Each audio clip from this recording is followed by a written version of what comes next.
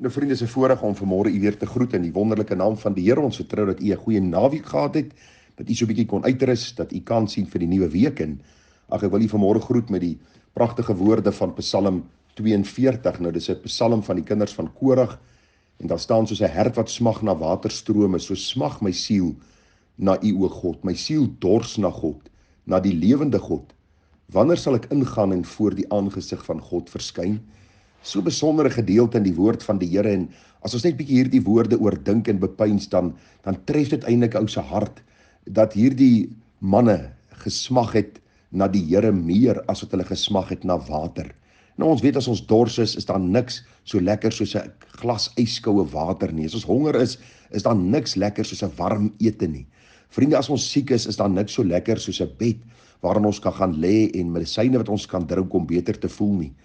En die kinders van Korag in Psalm 42 sê, dis wanneer ons siele honger is, wanneer ons siele dors is, wanneer ons behoeftig is in ons gees, dan is daar net een wat hierdie behoefte kan versadig, en dit is die Here self. En daarom is dit my gebed dat u aan die begin van 'n nuwe week sal sê, Here, ek dors en ek smag vanmôre na u meer as enige iets anderste. Ek dors en ek smag na u meer as na goud en na silwer. En hoe kan ons hierdie dors les, vriende? Dis deur tyd te neem met die Here en sy woord, deur te bid, deur te dink oor die waarhede van God se woord en onsself daarin te versadig en te weet dat hy die een is wat ons dors kan les. Dit is nodig om saam met ander kinders van die Here te wees. Dit is nodig om vriende geestelike boeke te lees. Dit is nodig om verse te memoriseer. Dit is nodig om goeie opbouende skrifgetroue Bybelse musiek te luister. Musiek wat skrif vir ons deurgee, wat vir ons waarhede deurgee, wat ons siele kan opbou in die allerheiligste geloof. En mag die Here ons seën hier aan die begin van die week, dat ons sal dink aan wat hier staan. Soos 'n hert wat smag na waterstrome, so smag my siel na u, o God. Nou, ek wil vanmôre vir u baie bemoedig deur hierdie gedeelte uit Hebreërs 12 wat ons gaan hanteer as ons oordenking vanmôre. Nou Hebreërs 12 is 'n baie besondere gedeelte. Dit volg op die geloofshoofstuk Hebreërs 11 waar die geloofshelde vir ons opgeteken is. En nou in Hebreërs 12 staan daar hierdie woorde: daarom dan, terwyl ons ook 'n groot wolk van getuienis rondom ons het, laat ons ook elke las aflê en die sonde wat ons so maklik omring, en met volharding die wedloop loop wat voor ons lê, die oë gefestig op Jesus, die leidsman en volëinder van die geloof. En ag vriende, ek wil net met u praat oor hierdie gedagte van die oë gefestig op Jesus, die leidsman en volëinder van ons geloof. Nou ons kom agter, vriende, in ons wandel saam met die Here, dat dit nie maklik is om die Here te dien nie. Die Here sê, in hierdie wêreld sal julle verdrukking hê, maar hou goeie moed, ek het die wêreld oorwin. Die Here sê ons sal deur baie verdrukkinge in die koninkryk van God ingaan. Ons weet dat Christus self gelei het terwyl hy op aarde was. Gaan lees die woord. Ons besef dat die disippels sware lyding en stryd beleef het. En ons moet besef dat 'n leerling nie bo sy meester kan wees nie. As hulle die Here Jesus gehaat het, vriende, sal hulle ons haat. As die Here Jesus se lewe met stryd en met allerhande konfrontasies en verskille van ander mense dan bekend was, sal my en jou lewe nie anders te wees nie. En ag, die gedagte is maar net eenvoudig, as hy die sondelose dan die stryd gespaar is nie, hoeveel te minder of hoeveel te meer sal ons net nie van stryd gespaar word nie. En daarom is die gebed van my hart dat ons sal verstaan dat ons in hierdie stryd net een antwoord het, en dis om die oë gefestig te hou op Jesus, die leidsman en volëinder van ons geloof. Nou vriende, in hierdie oë wat ons moet vestig op die Here Jesus, het ons die Heilige Gees so nodig. Nou ons het alreeds 'n klompie boodskappe hanteer oor die Heilige Gees se werking, maar kan ek vanmôre vir u sê dat die Heilige Gees is die een wat ons oë heeltyd van onsself wegdraai na die Here Jesus, sodat ons oë gefestig sal hou op die Here Jesus, die leidsman en volëinder van ons geloof. Aan die ander kant is die Satan se werk daar om die teenoorgestelde te doen, om ons oë heeltyd van die Here Jesus weg te draai na onsself, om heeltyd met onsself besig te wees, om heeltyd ons eie tekortkominge te sien, om heeltyd te kyk na ons sondigheid en ons lewe wat dikwels so kontra dit is, wat eie is aan 'n kind van die Here se lewe en 'n heilige lewe. Dit is my so bemoedigend toe ek hierdie saak bietjie bestudeer het en so 'n bietjie gekyk het wat Spurgeon sê oor hierdie gedagte en ek het gedog ek deel dit met u want dit het my so versterk en my so bekragtig want u sien die Heilige Gees is die een wat in ons harte woon, wat in ons harte uitroep Abba Vader en die Heilige Gees gebruik die woord om ons oë heeltyd te vestig op die Here Jesus, om te sien die lyding wat hy deurgemaak het en hoe ons deur in sy voetspore te volg dan ook meer as oorwinnaars kan wees. Nou vriende, as ons kyk na die ou vyand, dan sien ons dat die vyand dikwels, en die Here sê dit self vir Petrus, hy sê Petrus, die duiwel het vurig begeer om jou soos koring te sif, maar ek het vir jou gebid.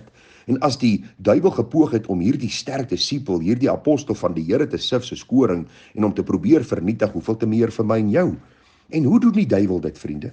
Ag, dikwels sal die duiwel kom en die duiwel sal allerlei gedagtes in ons harte na vore bring. Die duiwel sal vir ons begin leer en sê, maar luister, jy is nie werd om 'n kind van God genoem te word nie.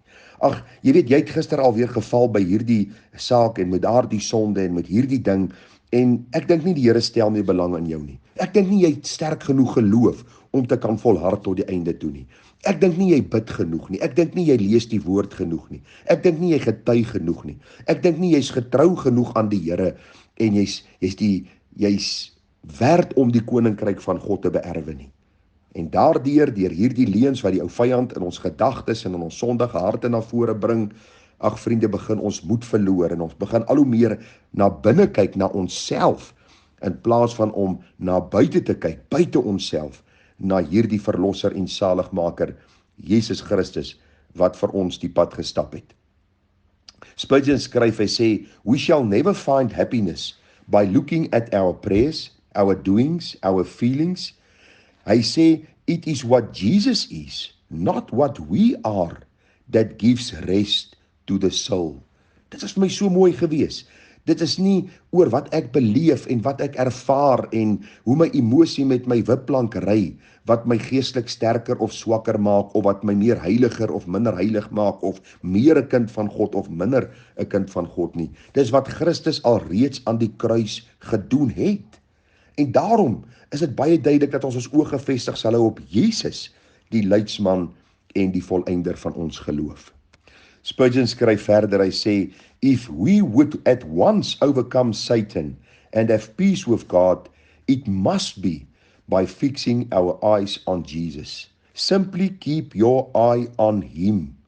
Let His death, His sufferings, His merits, His glories, His intercession be fresh upon our minds.